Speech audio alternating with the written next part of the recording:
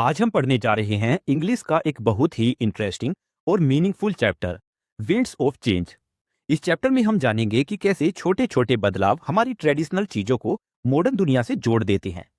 आपने कभी सोचा है कि एक सिंपल सा हाथ से बना पंखा इतना इंपॉर्टेंट कैसे हो सकता है? इस चैप्टर में हम सीखेंगे कि भारत के अलग अलग राज्यों में बनने वाले पंखे सिर्फ हवा देने का साधन नहीं है, बल्कि वे हमारे कल्चर, ट्रेडिशन और क्राफ्ट्समैनशिप का हिस्सा हैं। हम देखेंगे कि कैसे पुराने समय में इस्तेमाल होने वाले ये पंखे आज के एक हैंडीक्राफ्ट बिजनेस बन चुके हैं और कई कारीगरों के लिए रोजगार का जरिया भी बन गए हैं। तो चलिए बिना टाइम वेस्ट किए शुरू करते हैं आज का यह chapter, winds of change. Chapter की स्टार्टिंग में कुछ एक्टिविटी क्वेश्चन दिए गए हैं। फर्स्ट क्वेश्चन में आपसे पूछा है कि क्या आपके परिवार में कोई हाथ से चलने चलने वाला पंखा इस्तेमाल करता है, और अगर करता है तो आप अपनी भाषा में उस पंखे को क्या कहते हैं और वह किस चीज से बना होता है। सेकंड क्वेश्चन में कहा है कि दो दो का ग्रुप बनाइए और नीचे दिए गई पिक्चर्स को ध्यान से देखिए और जानकारी पूरा करिए। टेबल दिया गया है यहाँ पर। पहली हेडिंग है फैंस, यानी अलग अलग प्रकार के यहाँ पर फैंस दिखाए गए हैं। फिर है the state it is from, यानी कि ये किस स्टेट से है। जैसे यह फैन असम राज्य से है, यह फैन केरला राज्य से है और यह फैन उत्तर प्रदेश से। फिर है शेप, यानी यहां आपको फैन का शेप यानी आकार लिखना है, जैसे राउंड, फैन शेप या स्क्वायर। नेक्स्ट है मेड ऑफ, यानी ये किससे बना है, जैसे पाम लीफ, मूस ग्रास। इस तरीके से यह टेबल आपको समझना है और पूरा करना है। आगे है कि फिर से वही कहा है कि ग्रुप में काम करना है। कॉलम 1 में जो वर्ड्स अंडरलाइन किए गए हैं उन्हें कॉलम 2 के में दिए गए उनके मीनिंग से मैच करो। तो यहां पर पहले तो ये पैसेज दिया गया है, अब इसके मीनिंग्स को मैच करते हैं। फर्स्ट है इंडिजीनियस। इंडिजीनियस यानी local, from where it originated, यानी इंडिजीनियस वो लोग होते हैं जो एक ही उसी स्थान के रहने वाले सदस्य होते हैं। Second innovative. इनोवेटिव यानी new and original in approach, यानी नया नया और अलग तरीका। इंडस्ट्रियस यानी हार्ड वर्किंग, मेहनती लोग। इंट्रिकेट यानी इलेबोरेट या डिटेल, जिसमें हम कह सकते हैं बहुत ही बारीक और डिटेल में समझाना। इन्वोक्ड यानी ब्रोट आउट, भावना पैदा करना। और इनिशिएटिव्स यानी सुधार के लिए उठाए गए कदम। अब चलिए चैप्टर की मेन लाइनों को पढ़ते हैं और चैप्टर को समझते हैं। लिखा है यहाँ पर द वर्ड पुंखा और पंखा ओरिजिनेट्स फ्रॉम द वर्ड पंख which means feather of a bird, यानी पुंखा या पंखा वर्ड पंख से आया है जिसका मतलब होता है पक्षी का पंख। Pankha is used to refer to all fans where the word pankhi denotes a small plumed fan used in ancient times. पंखा शब्द सभी तरह के फैंस के लिए इस्तेमाल होता है, लेकिन पंखी एक छोटा पंखों वाला फैन होता है जो प्राचीन भारत में इस्तेमाल होता था। Evidence of the existence and the use of pankhi in India can be found in Buddhist wall painting at Ajanta। कि भारत में पंखी के इस्तेमाल के प्रमाण अजंता की बौद्ध पेंटिंग में दिखाई देती हैं। This wall painting dates back to the 2nd century CE. ये पेंटिंग 2nd सेंचुरी सीई यानी दूसरी सदी की है। Other representation of pankha can be found in embroidery work, sculpture and carvings, यानी पंखा के अन्य रूप एम्ब्रॉयडरी यानी कढ़ाई, स्कल्पचर्स यानी मूर्तियां और कार्विंग्स यानी नक्काशी में भी मिलती हैं। इन ancient times pankha were used in temples to fan deities. कि प्राचीन समय में पंखा का इस्तेमाल मंदिरों में भगवान के को हवन देने के लिए किया जाता था। प्राचीन समय में पंखा का इस्तेमाल मंदिरों में भगवान को हवा देने के लिए किया जाता था। They were also used in royal courts to fan kings. इन्हें राज दरबार में राजाओं को हवा देने के लिए भी इस्तेमाल किया जाता था। Pankhas varied in size from a tiny 2-inch one to large ones requiring a person's full arm stretch to move them। कि पंखा का साइज बहुत छोटा यानी 2 इंच से लेकर बहुत बड़ा भी हो सकता है, जिसे चलाने के लिए पूरे हाथ की ताकत लगती है। Over time, पंखास become significant culture goods distributed broad trade routes। कि समय के साथ पंखा एक इंपोर्टेंट कल्चरल प्रोडक्ट यानी सांस्कृतिक वस्तु बन गया जो व्यापार के रास्तों के अलग अलग जगह भेजा गया।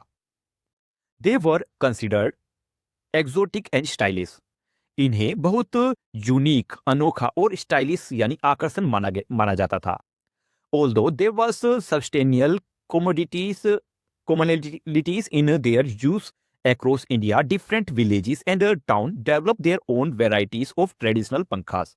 हालांकि पूरे भारत में पंखा का इस्तेमाल समान था, फिर भी अलग अलग गांव और शहरों ने अपने अपने तरह के अलग अलग तरह के पंखे बनाए। Each place developed पंखास with distinct materials or a variety of intricate design that set them apart from one another। कि हर जगह के पंखा अलग अलग मटेरियल्स और डिजाइन से बने होते थे, जो उन्हें एक दूसरे से अलग बनाते थे।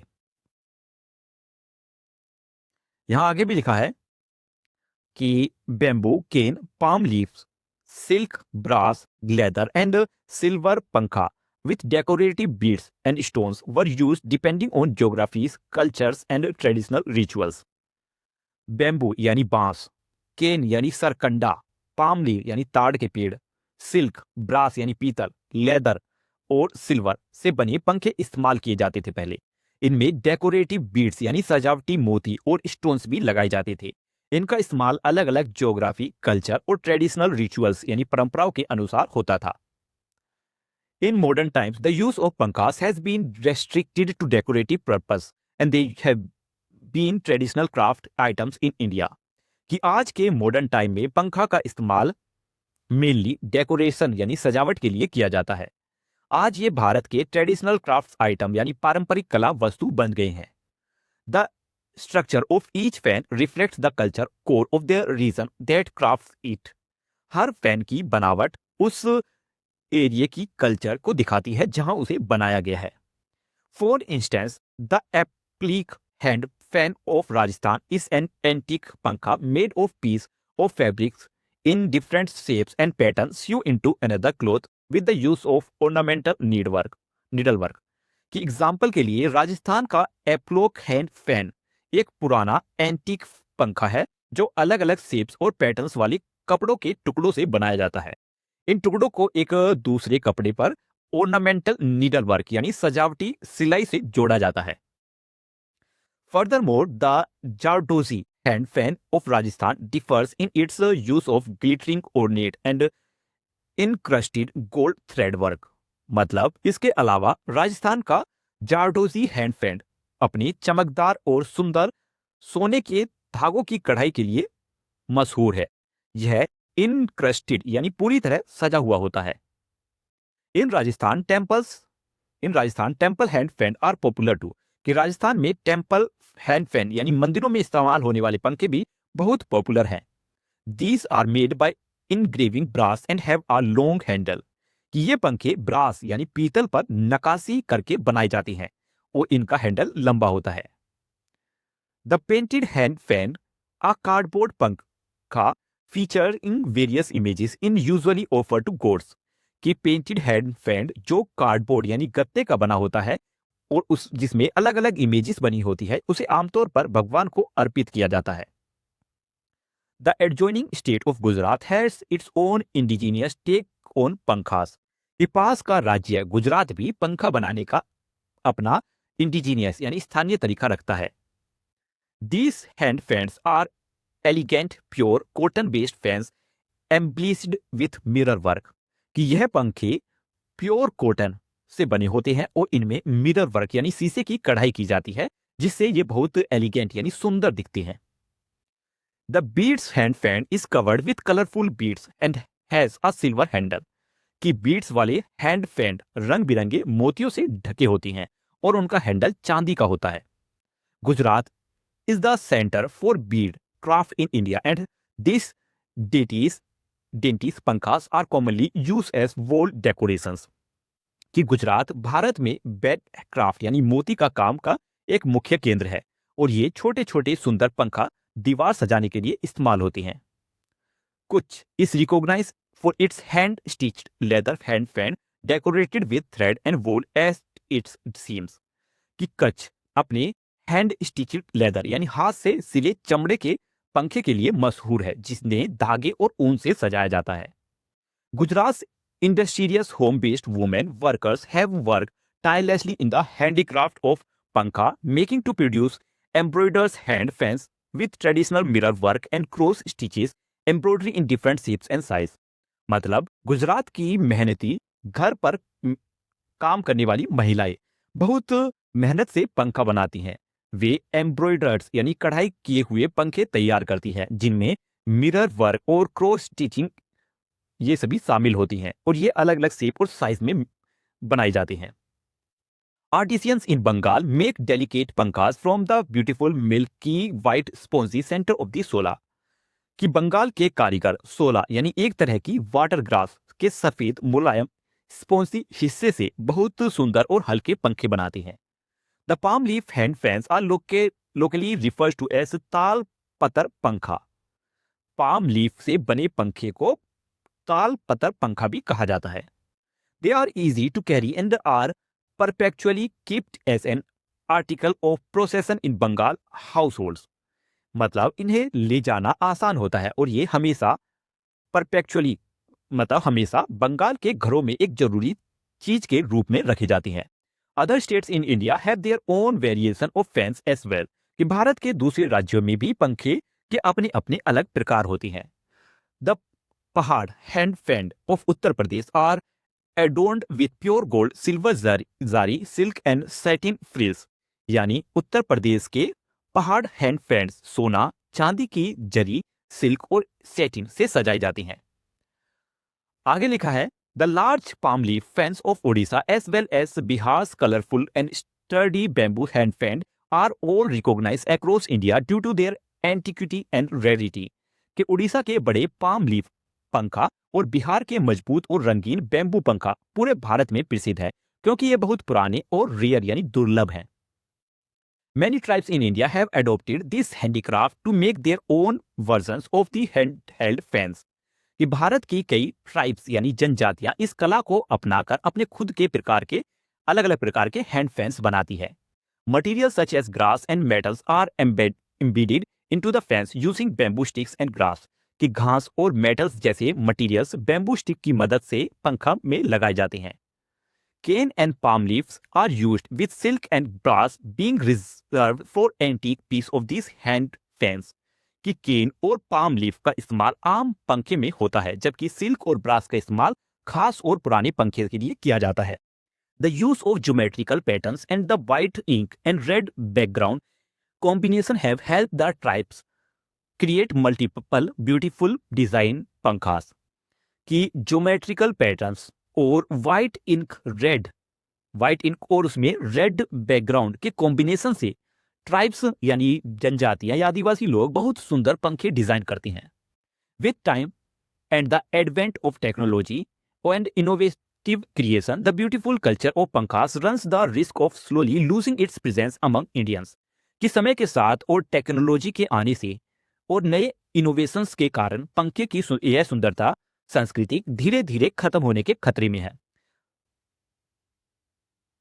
आगे लिखा है once made for personal use over time this handicraft has transformed into a commercial business and now provide some form of livelihood to India's artisans. कि पहले ये हैंड फैंस हाथ से बने हुए पंखे सिर्फ पर्सनल यूज के लिए बनाए जाते थे लेकिन समय के साथ यह हैंडीक्राफ्ट बदलकर एक कॉमर्शियल बिजनेस यानी एक व्यापार बन गई है। अब यह भारत के आर्टिसियंस को रोजगार का एक साधन भी देती है। The slight increase in popularity and demand it's significantly factored by the different versions of the pankha being crafted. कि पंखा की पॉपुलैरिटी और डिमांड में जो थोड़ी बढ़ोतरी हुई है वह अलग अलग तरह के पंखे बनाने की वजह से है यानी वैरायटी बढ़ने से लोग ज्यादा पसंद करने लगे हैं। आगे लिखा है कि one of the first steps to preserve the essence of the craft is by celebrating pankhas and appreciating the culture stories and artistry that this handicraft invokes. कि इस कला की पहली पहचान को बचाने के लिए सबसे पहला कदम है पंखे को सेलिब्रेट करना यानी इंपॉर्टेंस देना और उसे जुड़ी कल्चर स्टोरीज और आर्टिस्ट्री यानी कला की सराहना करना। यह कला लोगों के लिए अंदर एक भावना पैदा करती है। This allow contemporary पंखा makes to demonstrate their craft and regain its popularity। कि इससे आज के contemporary पंखा बनाने वाले अपनी कला को दिखा पाते हैं और इससे इसकी पॉपुलैरिटी फिर से बढ़ सकती है। It also helps provide them with a commercial platform to create a sustainable livelihood. यह उन्हें एक कॉमर्शियल प्लेटफॉर्म यानी व्यापार का मंच भी देती है जिससे वे सस्टेनेबल लिवलीहुड यानी स्थानीय रोजगार कमा सकती हैं. Initiatives such as Pankha, making workshop both within and outside the handicraft exhibition, help spread awareness about the beauty and importance of this craft in India's culture. Initiative यानी प्रयास जैसे पंखे बनाने की वर्कशॉप, इनिशिएटिव जैसे पंखा बनाने की वर्कशॉप जो एग्जीबिशंस के अंदर और बाहर दोनों जगह होती है, लोगों को इस कला की सुंदरता और इम्पोर्टेंस के बारे में अवेयरनेस फैलानी चाहिए.